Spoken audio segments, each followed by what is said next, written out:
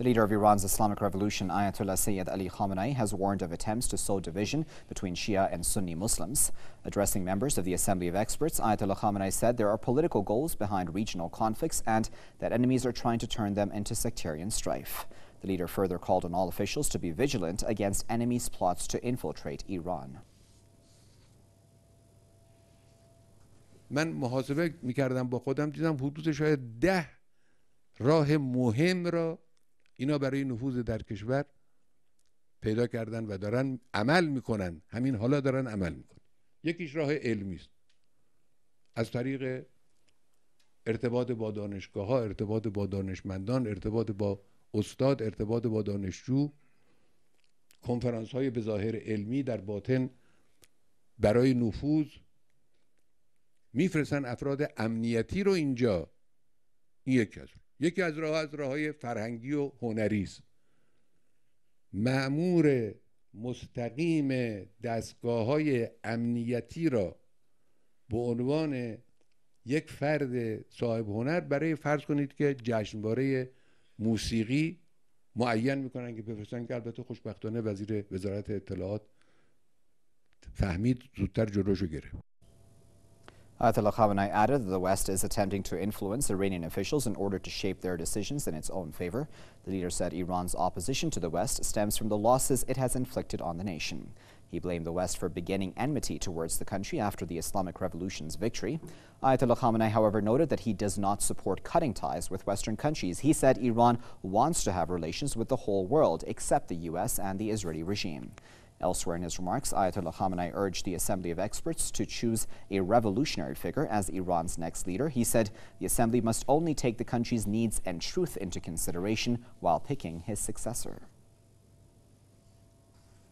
Well, to discuss that further, I'm joined by Dr. Saeb Shaath, who is an author and Middle East affairs expert, and he's joining us live now via Skype from Belfast. Dr. Shaath, how do you feel about Ayatollah Khamenei once again talking about the importance of Muslim unity and how the West is trying to divide Muslims? He touched a raw nerve for the imperialist forces, and he's 100% spot on this. The British imperialist power in 1907 had a conference in London and presented its findings at the time to Henry Campbell Bannerman, which was the prime minister at the time. And it's emphasized how important and paramount of dividing the Arab countries and the Muslim Arabs at the time, who they were under the Ottoman Empire.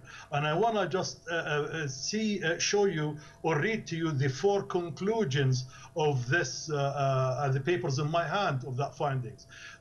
First one, the British Empire want to promote disintegration among European, of course, powers who was in the conference. They want to promote disintegration, division, and separation in the region. This is point number 1.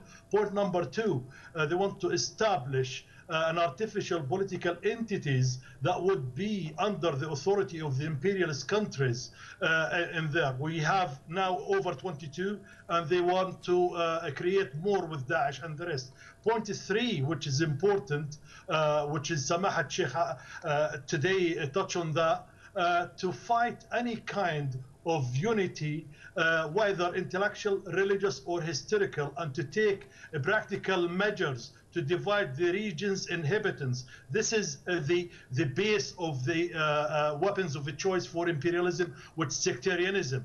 And number 4, which is the last one in here in their conclusion, to achieve this, it was proposed that a buffer state to be established in Palestine, populated by strong foreign presence that would be hostile to its neighbors and friendly to European countries and their interests.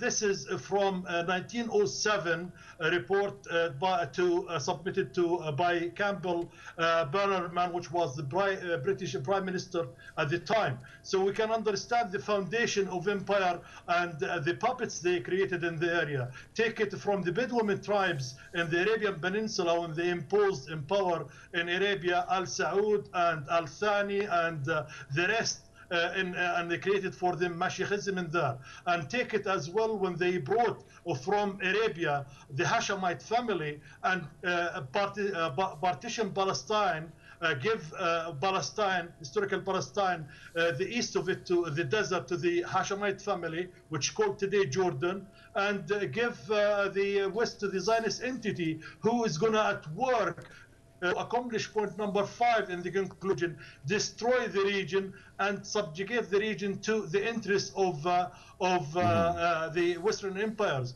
And the Al Saud and the rest of them were very happy at the time achieving this policies. I'll give you a very quick example in this.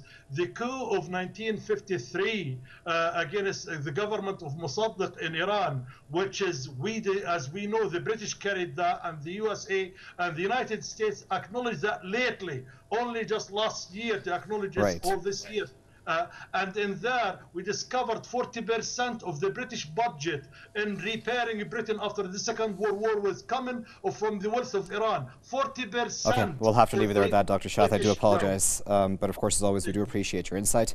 That was Dr. Saeb Shaath, who was speaking to us live from Belfast.